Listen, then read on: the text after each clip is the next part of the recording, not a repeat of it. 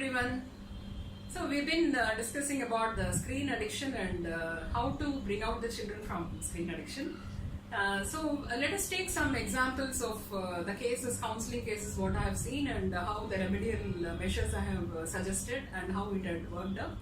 And maybe it will be useful for some of you who are in the same problem.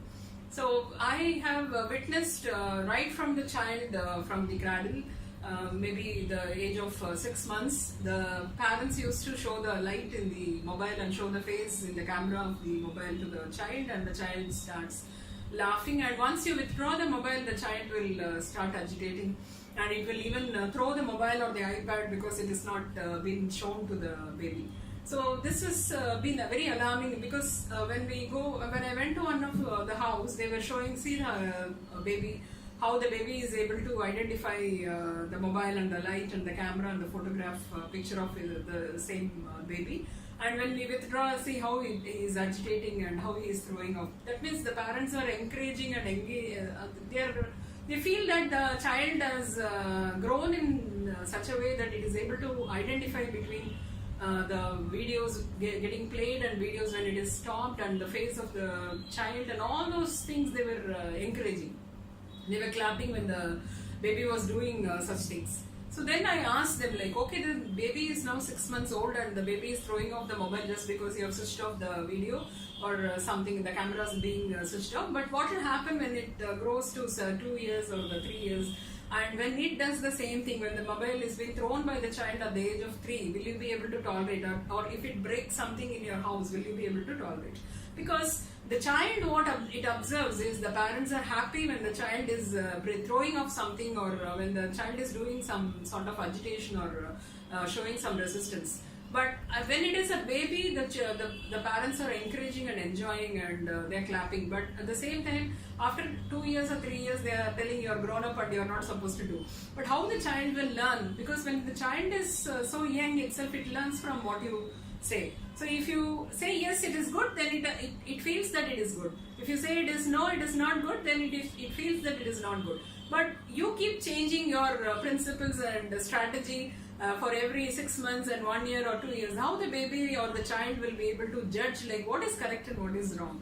So whatever it is, always stick on to one thing. Like if you say it is right, it should be continued forever. If it is wrong, then it is wrong forever. So whether it is a small baby or a grown up, because especially when the baby is stage, you have to teach correct things. You have to tell the baby what is right and what is wrong.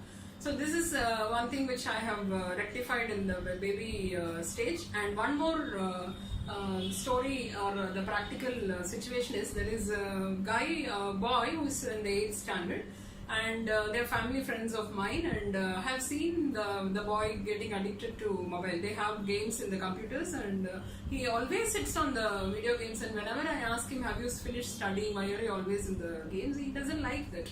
So one day, they called me with an alarming tone. They said, see, the boy has gone to, whenever I say to them, they will ignore. They will just say, no, it will get over after some time, he will become normal, he is studious, he studies and all.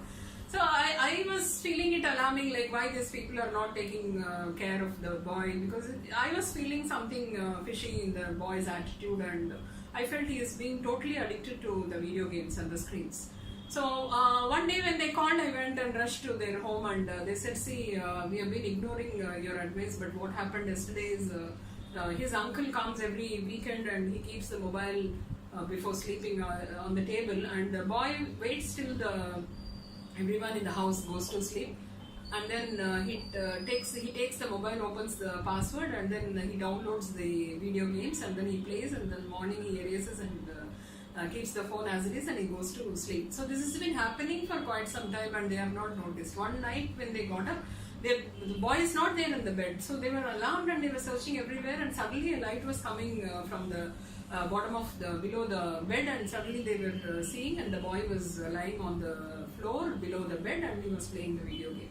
So that is how they caught hold of him, and when they asked, he said, yes, I've been playing every week like this, and whenever I wanted to play, even in the night I keep awake and I play. So this was really alarming for the parents, and they said, what we do, how are we going to get out of this problem, and how are we going to bring out of my child from this screen addiction And because there were complaints in the school that the child is been sleeping in the classroom.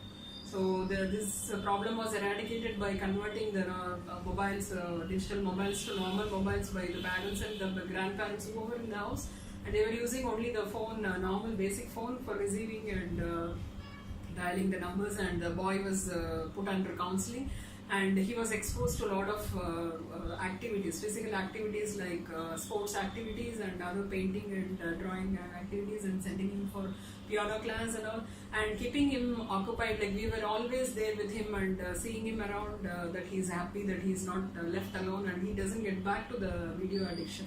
A great effort was put in, and now the boy has come out of the addiction and he's very happy, and he always loved to be in the outdoor now.